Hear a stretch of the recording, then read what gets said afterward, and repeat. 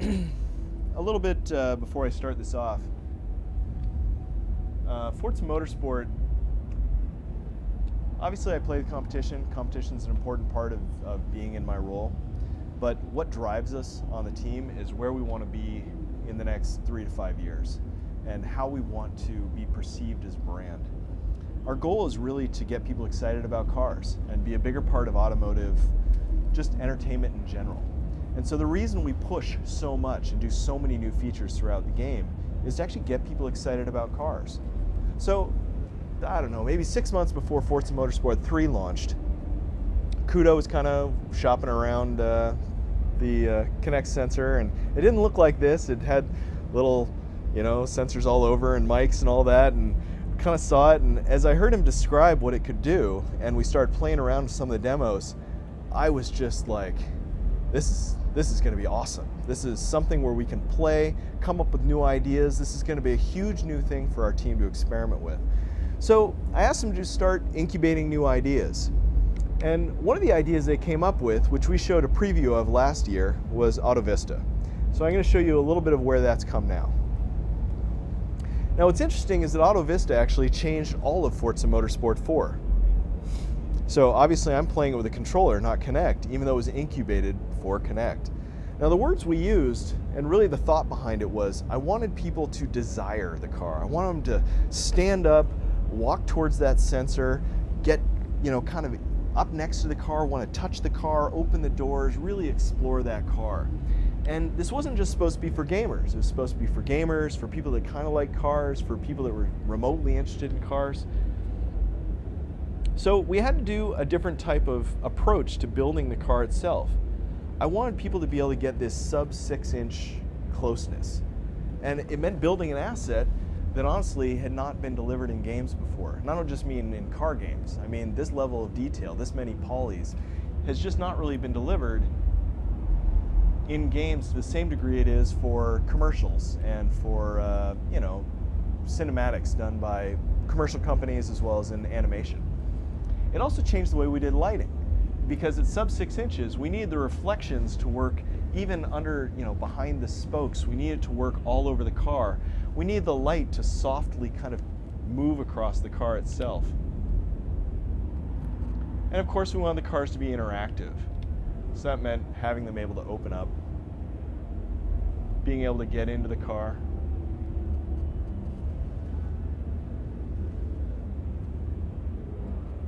And as you expect, being able to start the car,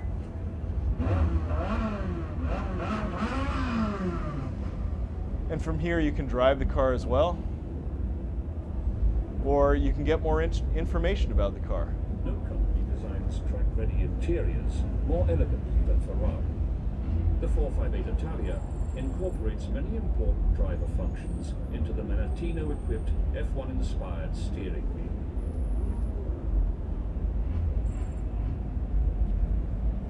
Now these points of interest are at different levels. So we have some that are more in, entertainment, and some information about the car, some that are more technical. But we've also entered into a multi-year partnership, and it's a creative partnership with Top Gear. And Top Gear is integrated throughout the entire game. So we have them in community, we have them in the career. They're not just content, but they're actually creative partners. And that means they even provide some of the content itself. So this point of interest, for example, was actually written by Top Gear, recorded by Top Gear. This is all their content. We don't edit it at all. This is the very latest mid-engined V8 Ferrari, the 458 Italia. Pretty, isn't it? And that's not something you can say about many of their efforts from the last few years. The 430 had a front end like a leering idiot. The 348 looked like it had crashed into a Venetian blind showroom. But this looks just right. Its appearance isn't just for show either. Those black fins in the front grille flex under air pressure, so the faster you go. I'm going to cut this off so we can keep going. Every car that was selected for AutoVista mode was selected based on its unique tour that it was going to give you. We think of these like a platformer level in Mario or something like that, where you're actually walking around the car, exploring points of interest. There's always something cool around the next corner. And so, yeah, a car like this is cool, but honestly, this car, while it has some amazing technology and some amazing materials that makes us do great things with lighting and shaders, it's when you get into cars like the Koenigsegg, where I don't expect most people to know it. In fact, if I spelled it, most people couldn't pronounce it, and when I say it, most people can't spell it. It's a car that's very unknown, but the doors, they kind of telescope out, and then they rotate up, and the dashboard's crazy with all these dials. All of the cars we've put in here, each one is very, very unique, and it's a unique tour. But what's cool is this whole mode, these new shaders, this new level of detail, all of this interactivity, the new lighting model, all of it was actually inspired by incubation from Kinect. And then once we got it going, we actually started hooking a controller up to it, but also revamped our entire lighting model, even for on the racetrack, to really change how the game looks. And that's why we've had such leaps and bounds in how the game looks from Forza 3 to Forza Motorsport 4. So I'm going to go into the career. Now, while this is the 458 Italia again, this lighting is the same lighting you're going to get on any car in the game. So you're seeing just kind of the way the game has evolved in its look in general. I mean, this is the career. So in Forza 3, we had a career mode where you went through an event calendar, and there was different days on the event, and you'd go choose which events you wanted to do. In Forza Motorsport 4, we've incorporated a new feature that's called the World Tour mode.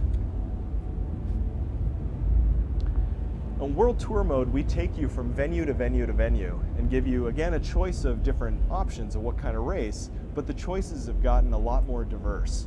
So not only do we have race against 8 players, we have race against 12 players. We also have races that are against an unlimited number of guys that are going really slow as you go passing through them. We have autocross, we have drift. We have a lot of different types of challenges, several we're not announcing yet, that go through the entire game. And the goal was to really add a level of variety to the career. Now you still have a choice that's based on the car that you have. So I'm in a 458 Italia, and even though that I'm in the first level of career, I'm actually getting S-Class races because that's the car I'm in.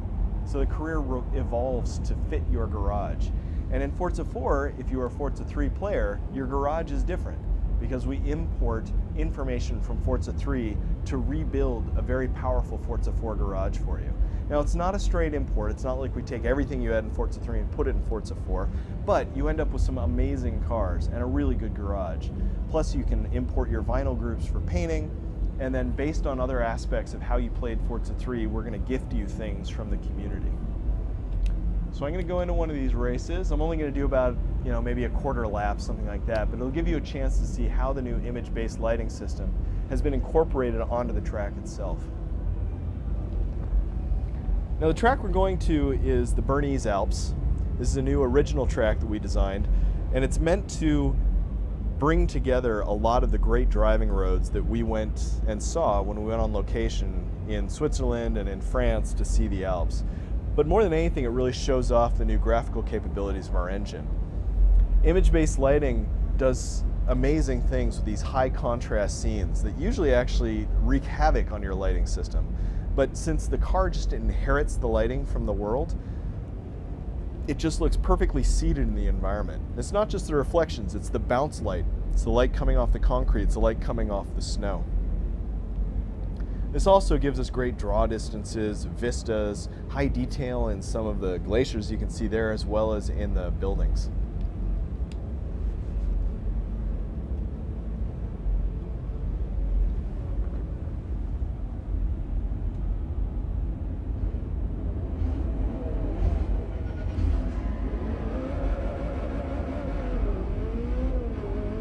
So in this race, I'm racing against 8 players, but because we now support 12 players, 16 players, we're actually able to choose the number of guys in an event against you based on what we thought was right for the event, not based on how many we could do.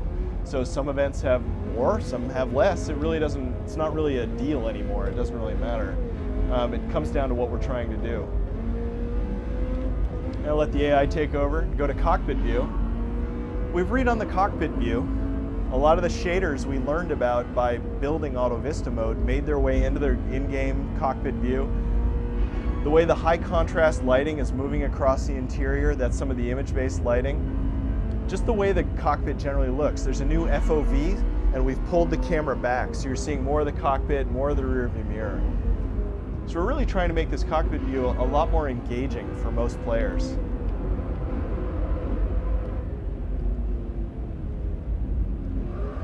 And you can see the environment is just a new level for us.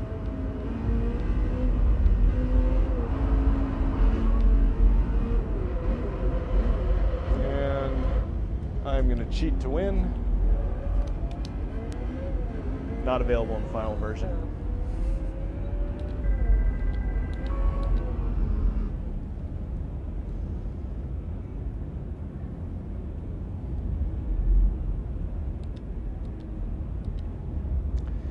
Now it's going to go to a new location. I'll move through this one very quickly as well so we can get into community. Now this event is a track day. And in a track day, you're trying to pass as many cars as you possibly can in the one lap that you have. Now my best so far here is passing 19 cars. The target I think is 12 cars right now in this demo. But as you'll see, there's really an unlimited number of cars. But what I really want to show off here is some of the changes we've made to the AI. The passing car things is cool and you'll see that. But most racing games when you play them, if you actually park on the driving line of the AI, they smash into you. And it's a very hard thing to get the AI to look far enough ahead that they will react in time when it's going 150 miles an hour. I mean, I'm not actually saying anybody's doing something wrong. It's actually a very hard problem. Forza's AI has always been based on drive-avatar technology, and that's given us some unique opportunities and some unique challenges. We actually have to train the AI to drive better. So we have to expose them to new situations, and then based on how they perform, tell them do that more or do that less. So in this mode in particular, with having the AI take over, you're going to be able to see how the AI deals with slow-moving traffic. Again, one of those very difficult things for AI to find out how to drive correctly.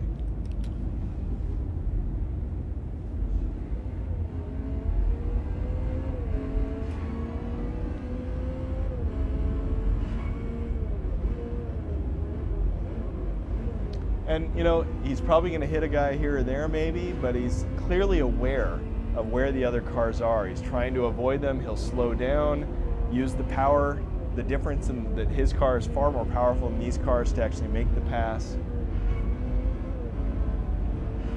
So we're already up to 5 cars. You can see there's several cars up in the distance, and they start to bunch up in some of the hard corners, and so you get some very complex passing situations where there'll be 3 of these really slow cars next to each other.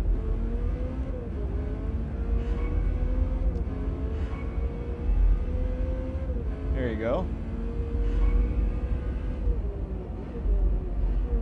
So where this really pays off when you think about like the Nürburgring, where there's just lap after corner, and you can just put all of these AI in your way, it becomes a whole different way of playing the game. And it adds a ton of diversity to your career. So I just hit a player level, and in Forza Motorsport 3, when you hit a player level, you get a gift car. In Forza 4, you get an option of gift cars, and it just gives you more choice. And then based on the cars that go in your garage, obviously, the events that you're offered to race in the career change. So in results, your career, my career, should be totally different based on the choices that we make.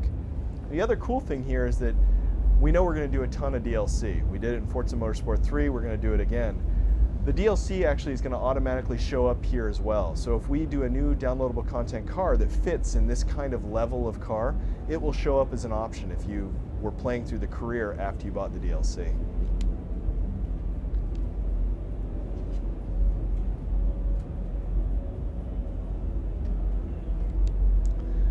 So I'm not going to do the 3rd race in this series, but I'll tell you what's going to basically happen. We go to Suzuka, and in Suzuka there's a championship race. This is a multi-heat race, so in the first heat you race against a group of opponents, and that's around noon, and then with very little loading we have you go up against another group of opponents, and now it's at dusk. So you see a different time of day, and you see a nice lighting condition, and that's really where this image-based lighting pays off. We can actually swap out the time of day, and the car just inherits this beautiful warm light from a dusk type lighting situation.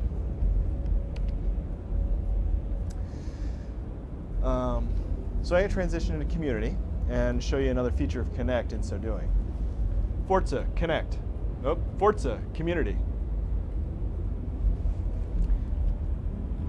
Now, what that was is voice hyperlinking. Forza Motorsport 3 has a very big UI. Forza Motorsport 4, a similarly large UI. There is upgrades, painting, there's all these different races. You could be deep, deep, deep into the upgrade area, and if you wanted to back out and just go to your next race, in the past you have to go back, back, back, you might have to save your work, and then go deep down into the new area. With Connect, it allows us to, rather than just replacing your button presses, right, just honestly, that doesn't save you a lot of time.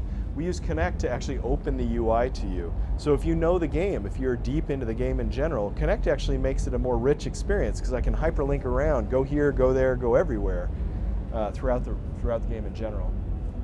And that's how the Connect innovation's been for us. We didn't think of it as how do we make Connect work for the core or work for the casual or work for this. We looked at it as, look, it's just very different. Let's start incubating new ideas, and see which ones stick. And so we have some things for the casual. You can play split screen next to your son, driving with an air wheel, smash the cars up, and have a good time, right? That's just a really good use of that. You can use the hyperlinking with the voice, and it opens up the game to you. There's head tracking when you're driving with a controller or driving with a wheel. It's a very natural interface that just immerses you in the game. And then there's Auto Vista, which is full body tracking, walking around the car, opening doors. So it's really integrated throughout the game in different ways. That's kind of what you're seeing across the Connect platform too, from a titles perspective.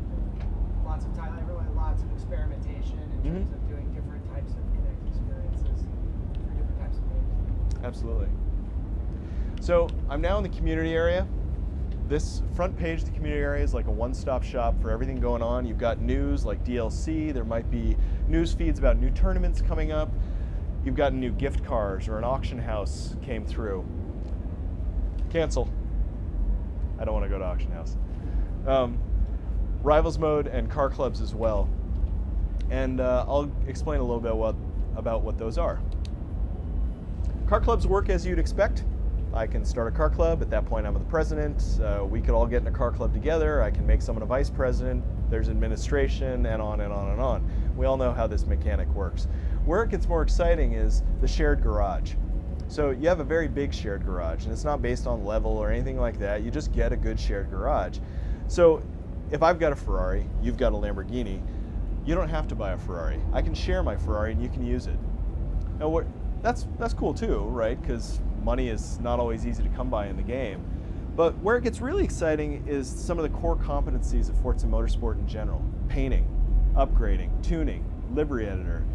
Because at that point, if I'm a really good tuner, you guys can say, no, I don't just want a Ferrari. I want a Ferrari that's tuned for Silverstone. It needs this type of gear ratio, and it should be the top of Class S. And I share that out. Any of you guys can use it. And it doesn't disappear out of my garage, and I don't have to buy multiple copies. It's just there for us to use and share. Or if one of you guys is a great painter, you can paint several cars, and we could all use them when we're doing different types of racing online. We've mentioned before there's 16-player multiplayer in Forza Motorsport. And the secret of Forza Motorsport is that most people believe exactly how they play it is how everybody plays it. Because it's a really big game. And so the areas they're playing feel so fully featured. They're like, well, this must be all that they did. And I don't even know why they did that area over there. So we've got people that go, oh, I never paint. Why'd they even do painting? Then we got painters that are like, well, I never tune. Why'd they even do this tuning, upgrading stuff, right?